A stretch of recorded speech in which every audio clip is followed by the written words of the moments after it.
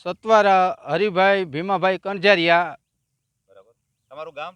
ગામ અંજરાપર, તાલુકો ખંભાલિયા અને જિલ્લો દેવભૂમિ દ્વારકા. સરસ. આપણે મગફળીમાં જે આપણે ડોઝ માર્યા છે એ ડોઝ આપણે જે નોવા નામની દવા છે, બરાબર? શું નામ છે દવાનું નામ?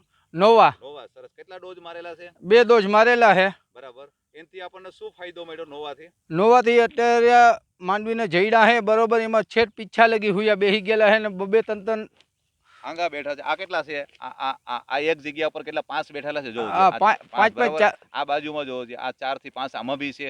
પણ પાછો જે એક ખાસિયત શું છે મેન શું દેખાણી કે આ સુયા ઠેઠ સુધી બેસે છે. જો પીછડા સુધી બેસી ગયેલા છે. આ નોવાથી હે ને હુયામાં હે ને ઘાટ વધારે આવે અને એકલિયો દાણો ઓછો થાય છે. ઓછા પ્રમાણમાં એકલિયો દાણો છે. બરાબર છે. હા. અચ્છા. અને આપણે કેટલા વર્ષથી આપણે યુઝ કરી છે આ?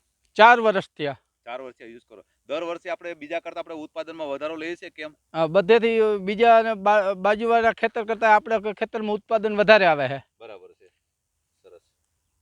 ભાઈ તમારું નામ શું કીધું ભાઈ?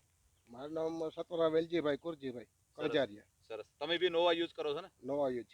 સરસ. કેટલા વર્ષથી તમે યુઝ કરો છો? 5 વર્ષ.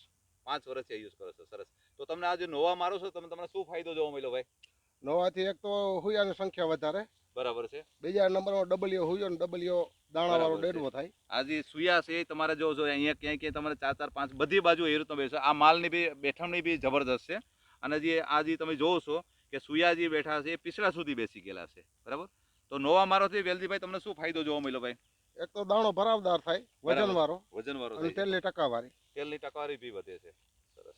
તો તમારા ગામની અંદર ઘણા બધા લોકો યુઝ કરતા હોય છે ને? ઘણા બધાના ફાયદા થયા પછી કેટલાઓને કરાવ્યું છે. હા બરાબર છે. તમે યુઝ કર્યા પછી તમને ઉત્પાદન વધારે મળ્યું તો બીજા લોકો બી બીજાને માર્ગદર્શન આપ્યું કે ભાઈ આ દવા છાંટવાથી ફાયદો થાય. બરાબર છે. તો તમને નોવા દવા કેમ લાગી ભાઈ વેલજીભાઈ, હરિભાઈ? નોવા હારામાં હારી છે. સરસ. તો લગભગ તમારા આજુબાજુના એરિયામાં બી છંટકાવ વધારે થવા મળી ગયા છેલ્લા 2 વર્ષે. હા.